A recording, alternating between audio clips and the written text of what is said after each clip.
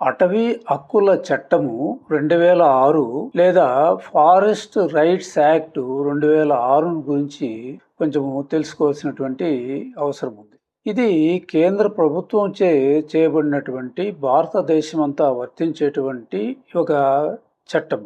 ఈ చట్ట ప్రకారము అడవులలో ఎవరైతే సేద్యం చేసుకుంటూ సాగు చేసుకుంటూ ఉండేటువంటి ఆదివాసీలు మరియు షెడ్యూల్ తెగలకు చెందిన వారికి శాశ్వత పట్టాలు, అంటే భూములపైన శాశ్వత పట్టాలు ఇవ్వాలనేటువంటి ఉద్దేశంతో సంకల్పంతో చేయబడినటువంటి ఈ చట్టం.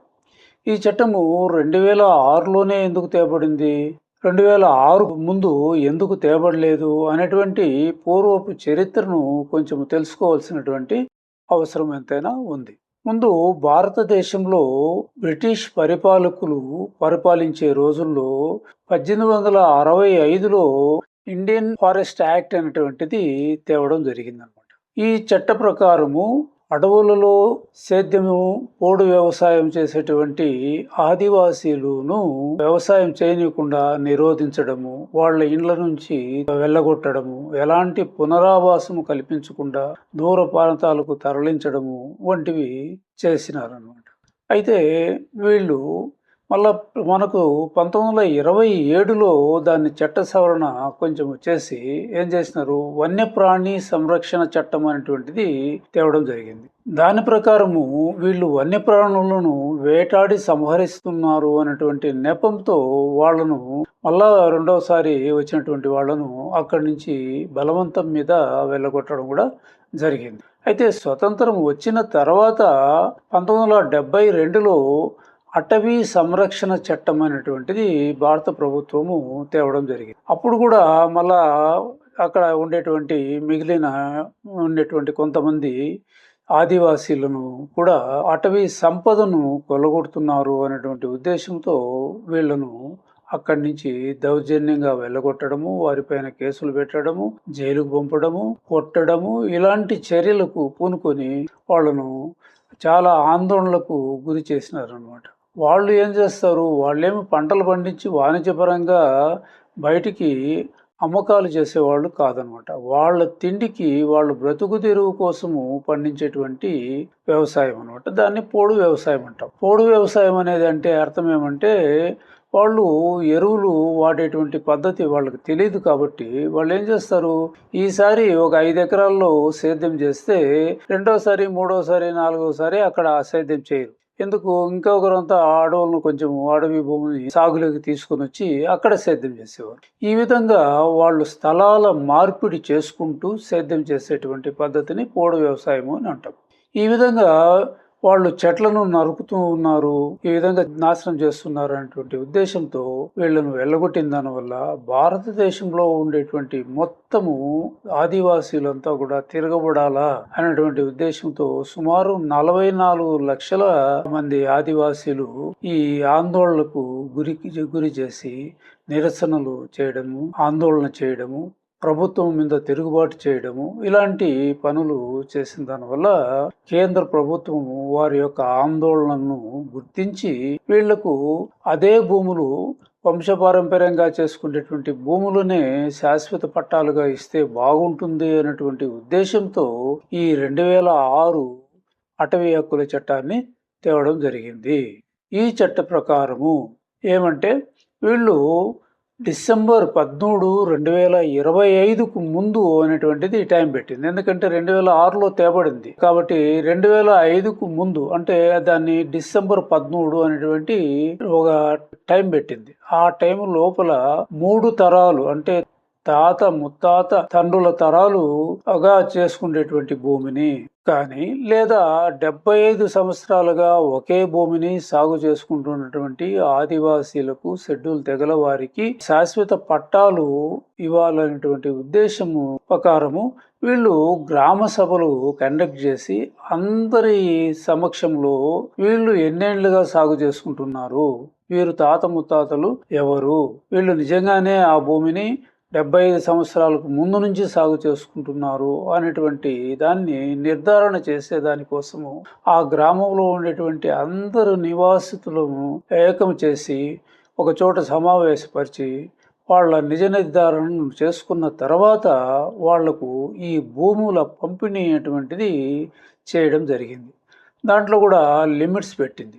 వాళ్ళు ఏం చేసింటారు, ఒకసారి 5 ఎకరాలు, ఇంకో చోట 5 ఎకరాలు, ఇంకో చోట 5 ఎకరాలు, ఆ విధంగా చేసుకుంటూ 20-30 ఎకరాలు ఒక కుటుంబము సాగు చేసుకుంటూ పోతూ ఉండింటారు. ఆ భూమిని అంతా ఇచ్చే పని లేకుండా ప్రభుత్వము ఒక లిమిట్ అనేటువంటిది పెట్టింది. ఏమంటే మ్యాక్సిమం వచ్చేసి 4 హెక్టార్లు భూమి ఒక ఫ్యామిలీకి ఇచ్చేటట్టుగా, ఆ ఫ్యామిలీ హెడ్ పేరు మీద శాశ్వత పట్టా అనేటువంటిది ఇచ్చే విధంగా ఈ రూల్స్ అండ్ రెగ్యులేషన్స్ తేవడం జరిగిందనమాట. అదే తక్కువ వ్యవసాయం అంటే 4 హెక్టార్ల కంటే తక్కువ ఉండేటువంటి, ఉదాహరణకి ఒక ఫ్యామిలీ 2 ఎకరాలు, ఒక ఫ్యామిలీ 3 ఎకరాలు, ఒక ఫ్యామిలీ 5 ఎకరాలు, ఒక ఫ్యామిలీ 9 ఎకరాలు చేసుకున్నట్లయితే అంతే విస్తీర్ణాన్ని వాళ్ళ ఫ్యామిలీకి శాశ్వత పట్టాలు ఇవ్వడం జరిగింది. అంటే దీని అర్థం ఏమంటే వాళ్ళు ఎంత చేసుకుంటున్నా, తక్కువ చేసుకుంటే తక్కువ భూమిని, మరి 10 ఎకరాల కంటే ఎక్కువ చేసుకునేటువంటి భూమిని 10 ఎకరాలకు లిమిట్ చేసి ఇవ్వడం జరిగిందనమాట. వీరికి అడవులలో కొన్ని వినియోగపు హక్కులను కూడా కల్పించినారు.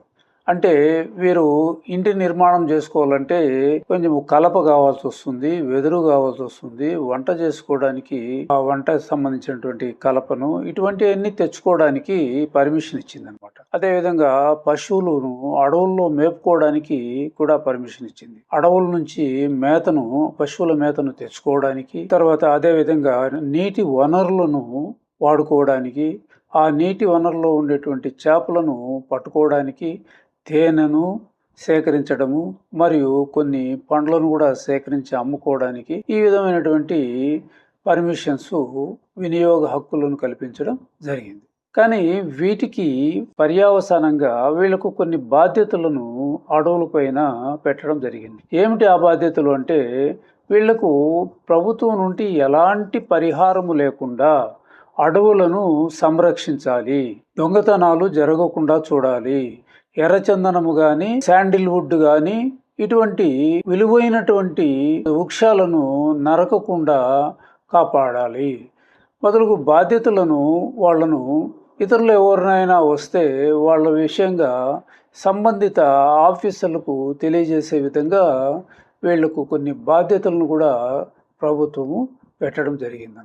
ఈ మధ్య భారత ప్రభుత్వము సుమారు 18 రాష్ట్రాల్లోనూ కేంద్ర ప్రాంతాల్లోనూ వీళ్లను 1,70,000 గ్రామాలను, ఆదివాసీ గ్రామాలను గుర్తించడం జరిగిందనమాట. ఈ ఆదివాసీ గ్రామాల్లో సుమారు 20 కోట్ల మంది ప్రజలు నివసిస్తూ ఉన్నట్లు కూడా వీళ్ళు సర్వే చేయడం జరిగిందనమాట. వీళ్ళందరికీ క్లెయిమ్లు కాల్ఫర్ చేసినారు. ఎవరైతే మీకు భూమి పట్టాలు కావాలనో వాళ్ళంతా కూడా మీరు అర్జీల రూపంలో ఈ కమిటీ అనేటువంటిది ఉంటుంది, వాళ్ళకి సమర్పించండి అని చెప్పడం జరిగింది. ఏమో ఆ కమిటీ అంటే 3 వివిధ డిపార్ట్మెంట్లకు చెందినటువంటి ప్రభుత్వ అధికారులు అనమాట. ఒకటి వచ్చేసి రెవెన్యూ శాఖకు చెందినటువంటి ఒక అధికారి, అంటే అతను తహసీల్దార్ క్యాడర్కు తక్కువ కాకుండా ఉండేటువంటి అధికారి, మరియు అటవీ శాఖలో ఉండేటువంటి ఒక ప్రభుత్వ అధికారి, అంటే ఫారెస్ట్ రేంజ్ ఆఫీసర్కు తక్కువ కాకుండా ఉండేటువంటి ఒక వ్యక్తి, అదేవిధంగా గిరిజన సంక్షేమ శాఖ నుండి ఒక అధికారి, అతను డిప్యూటీ డైరెక్టర్ స్థాయికి తక్కువ కాకుండా ఉండేటువంటి వ్యక్తిని, ఈ ముగ్గురిని త్రిసభ్య కమిటీని ఏర్పాటు చేసి వాళ్లకు క్లెయిములను సమర్పించమని వాళ్లకు ఆదేశాలు అందులో చేయడం జరిగిందనమాట. వారు సుమారు దేశవ్యాప్తంగా 44 లక్షల క్లెయిములను కూడా ఇవ్వడం జరిగింది. ఈ చట్ట ప్రకారము 44 లక్షల క్లెయిములు వస్తే వాళ్ళు గుర్తించింది ఎంతమందికి పట్టాలు ఇచ్చినారంటే 23,43,000 మందికి మాత్రమే పట్టాలు ఇవ్వడం జరిగింది. ఎంత భూమిని ఇచ్చినారంటే 1,80,00,000 ఎకరాల అటవీ భూమిని శాశ్వత పట్టాలు అనేటువంటి ఇవ్వడం జరిగింది. ఈ పట్టాలు ఏమంటే దాంట్లో కూడా కండిషన్లు ఉంటాయి. వీళ్ళు వంశపారంపర్యంగా చేసుకోవాల్సిందే కానీ ఇతరులకు అమ్మరాదు, పరాధీనం చేయరాదు అనేటువంటి ఒక షరతు పెట్టి ఇవ్వడం కూడా జరిగిందన్నమాట.